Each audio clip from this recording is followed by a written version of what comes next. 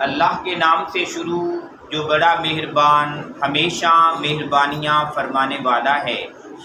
میرے اللہ نے حکم ارشاد فرمایا ہے، قل، اے محبوب پیارے آپ ارشاد فرما دیں، من کانا، جو کوئی ہو، عدوًا دشمن، لجبریل، حضرت جبرائیل امین علیہ السلام کا، فَإِنَّهُ، پس بے شک وہ، یعنی جبرائیل علیہ السلام، ان کی عظمت یہ ہے، نزلہ، کہ وہ نازل کرتا ہے، نازل ہوتا ہے اس قرآن کے ساتھ، علی قلبک، آپ کے قلب اطہر پر، بِإِذْنِ اللہ، اللہ تبارک و تعالیٰ کے اذن سے، اللہ تبارک و تعالیٰ کی اجازت سے۔ جب اہل کتاب لوگ، وہ جو بنی اسرائیلیے تھے، وہ جو یہودی اور عیسائی لوگ تھے، انہیں اللہ کے محبوب نبی صلی اللہ علیہ وسلم نے جب دین کی دعوت دی، جب انہیں اسلام کی دعوت دی، انہوں نے کہا جی آپ یہ بتائیں کہ وہ جو اللہ کا پیغام ہے آپ کے پاس کون لے کے آتا ہے؟ تو اللہ کے محبوب نبی صلی اللہ علیہ وسلم نے فرمایا، فرشتہ جبرائیل امین اللہ کا وہ پیغام لے کے میرے پاس حاضر ہوا ہے، اور اس نے آ کے مجھے اللہ کا پیغام سنایا ہے۔ کہتے ہیں جی اگر کوئی پہلے گنجائش تھی بھی نا آپ کو ماننے والی، تو اب کوئی گنجائش نہیں، کیونکہ یہ جو جبرائیل ہے نا، یہ تو ہمیں اچھا ہی نہیں لگتا کہ پہلے ہم پہ جتنے عذاب نازل ہوئے یہ جبرائیل لے کے آتا تھا، تو وہ جو ہمارا دشمن آپ پہ وہی لے کے آیا ہے تو ہم اس کی بات کیوں مانیں؟ تو گویا انہوں نے کہا کہ یہ جبرائیل کا لایا ہوا پیغام ہم نہیں مانتے، کیونکہ یہ ہم پہ اللہ کا عذاب لے کے آتا تھا۔ تو میرے اللہ نے ارشاد فرمایا کہ جو کوئی بندہ جبرائیل علیہ السلام کا دشمن ہو جائے، حالانکہ ان کی عزت اور شان اللہ تبارک و تعالیٰ کے دربار میں یہ ہے کہ وہ اللہ کا پیغام رساں ہے، اللہ تعالیٰ کی طرف سے رسول ہے کہ وہاں سے پیغام لاتا ہے اور اللہ کے بندوں کے پاس پہنچا دیتا ہے۔ اور پھر ارشاد فرمایا وہ پیغام بھی ایسا ہے کہ مصدقاً، وہ تصدیق کرتا ہے، لما بین یدیہ، جو کچھ ان کے پاس موجود ہے، جو ان کی کتابیں ہیں، تورات ہے، انجیل ہے، زبور ہے، فرمایا یہ قرآن ان تمام کتابوں کی تصدیق کرنے والا ہے، وَہُدًى، اور سراپا ہدایت بھی ہے، یعنی قرآن قیامت تک کے آنے والے لوگوں کے لیے ہدایت کا سر چشمہ ہے، تو فرمایا وہ ہدایت کا سامان بھی ہے، وَبُشْرَى، اور خوشخبریوں کا سامان بھی ہے، کہ جو بندہ ایمان لے آئے گا اس کے لیے خوشخبری ہے، جو بندہ نیک اعمال کو قبول کر لے گا اس بندے کے لیے خوشخبری ہے، جو بندہ اللہ اور اس کے رسول کی اطاعت کو قبول کر لے گا اس بندے کے لیے خوشخبری ہے، جو بندہ اپنے ماں باپ کی فرما برداری کو قبول کر لے گا قرآن اس کے لیے خوشخبریاں سنا رہا ہے۔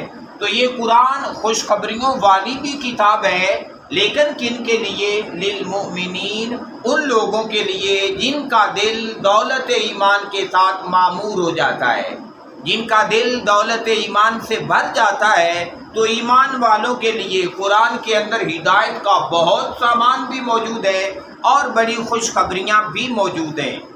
یہ بات ارشاد فرما کے پھر میرے اللہ نے واضح اعلان فرمایا، من کانا، جو کوئی ہو، عدو للہ، اللہ کا دشمن، حالانکہ اللہ کے ساتھ بھئی کون دشمنی کر سکتا ہے؟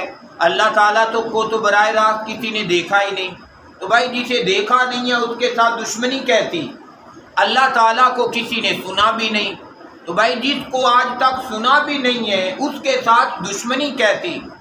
کسی نے اسے ہاتھ لگا کے ٹچ کر کے محسوس بھی نہیں کیا، چھوا بھی نہیں ہے، تو جسے چھوا بھی نہیں اس کے ساتھ دشمنی کیسی؟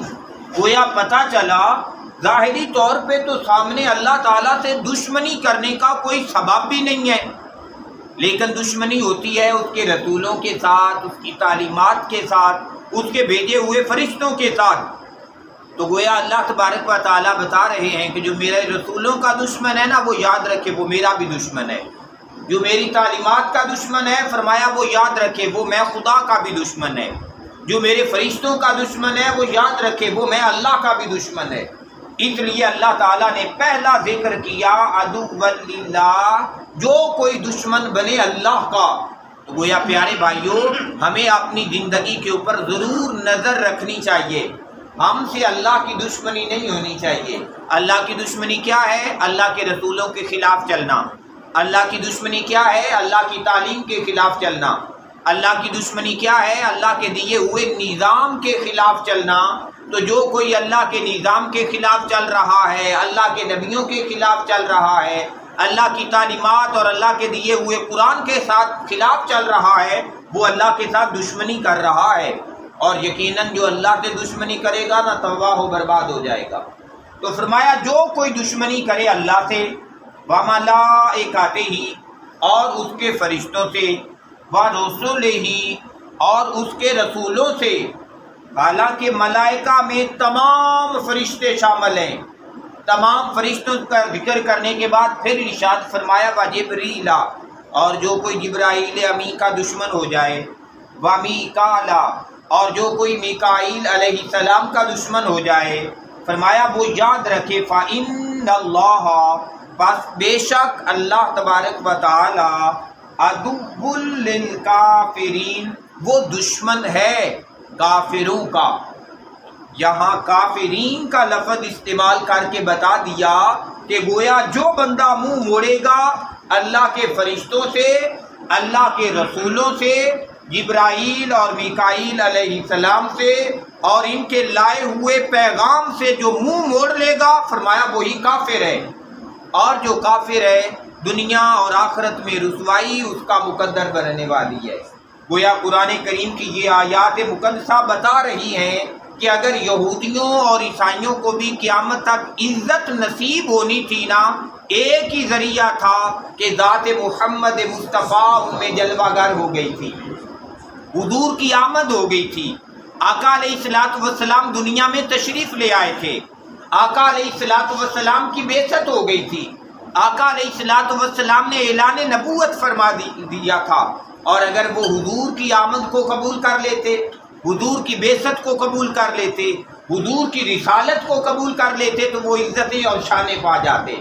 اور اگر آج بھی ہم عزت چاہتے ہیں، شرف چاہتے ہیں، تو حضور کی آمد کو قبول کریں، آقا علیہ الصلوۃ والسلام کی بعثت کو قبول کریں، آقا علیہ الصلوۃ والسلام کی رسالت کو قبول کریں، آقا علیہ الصلوۃ والسلام کے لائے ہوئے پیغام کو دل و جان سے اپنے سینے سے لگائیں اور ان اپنے اعمال کو اس کے مطابق ڈھالتے جائیں. دنیا اور آخرت کی عزتیں ایسے ہی لوگوں کا مقدر بننے والی ہیں. اللہ تعالیٰ سے دعا ہے کہ میرا اللہ ہمیں قرآن کا فہم بھی عطا کرے اور اس کے مطابق زندگیاں بدلنے کی توفیق بھی عطا فرمائے.